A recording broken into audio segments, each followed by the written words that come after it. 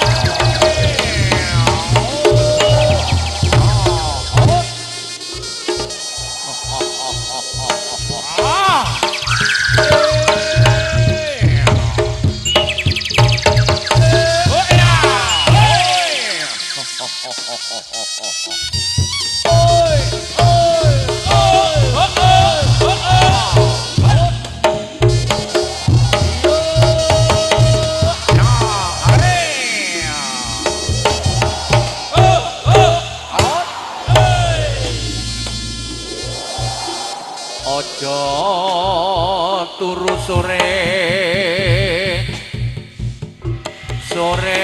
kaki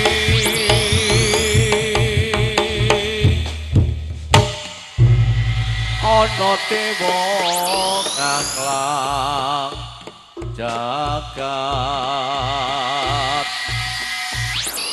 gawa pokor kencana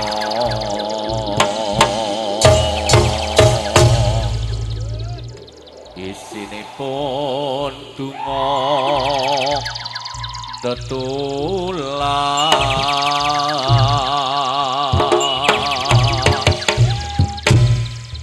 sandang kelawan pangan gawanira bagianipun wong urip sabar narima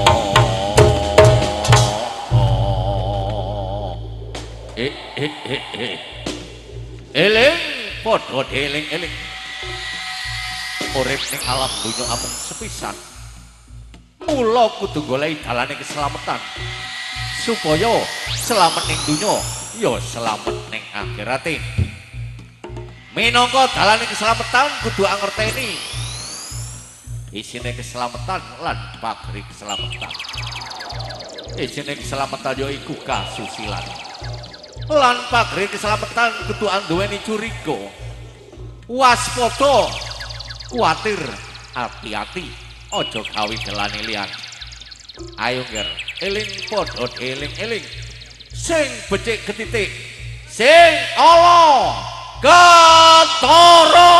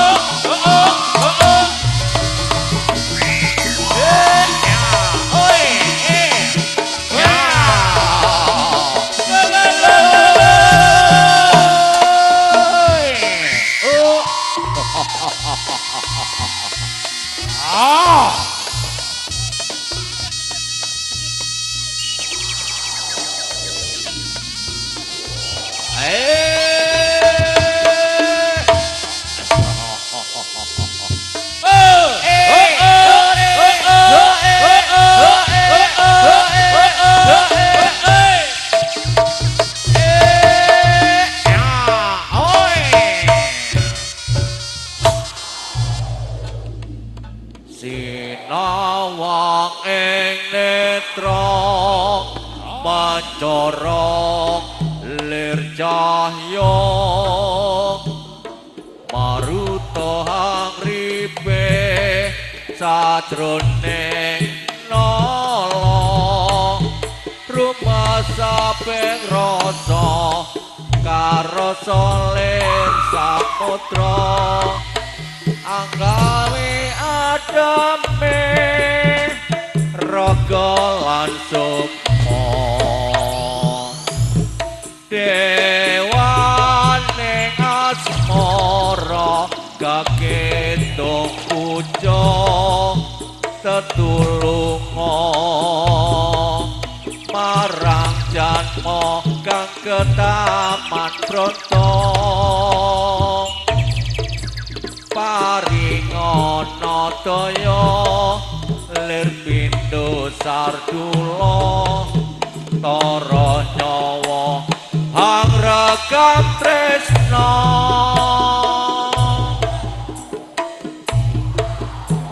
sinawang ing netra mancara lir cahya maruta hangripe sajroning nala rumasa ping rasa karasa lir saputra anggawe ademe raga lan sukma dewane asmara kaketung puja tetulunga marang janma kang ketaman brontong paringana daya lir pindho sardula tara nyawa hangrekam tresna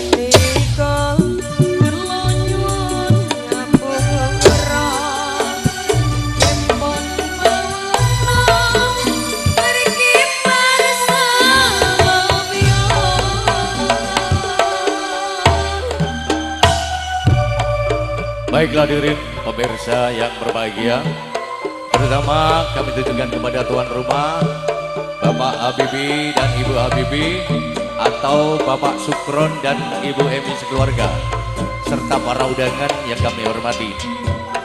Dan tak lupa pula kami tujukan kepada para penonton masyarakat Muter Besuki yang kami cintai. Tak lupa kami sampaikan selamat malam, selamat berjumpa kembali dengan kami keluarga besar Paguyuban Seni Reog Gembong Bawono dari Desa Mundur Barat Yoso Wilangun, daerah kedua Lumajang, yang mana pada malam hari ini dipun padigani langsung Dini Ki Opo Johan pribadi. Hadirin, seperti biasanya Gembong Bawono akan menampilkan atraksi-atraksi perdananya yang mana saya menghibur Anda semuanya. Untuk atraksi yang pertama kami tampilkan kreasi baru dari Gembong Bawono, dan yang kedua akan kami tampilkan tari Sekar Jadilan. Untuk acara kami yang ketiga kami tampilkan tari Reog Ponorogan yang dilanjutkan tari Jaranan dan Rambak Barong Amboyo. Dan pada malam hari ini Gembong Bawono kerja bareng bersama RJS Production Video Shooting dan didukung sepenuhnya Rahayu Audio Sound System. Baiklah hadirin, selamat menonton, selamat menyaksikan Sugeng Amirsani Nun.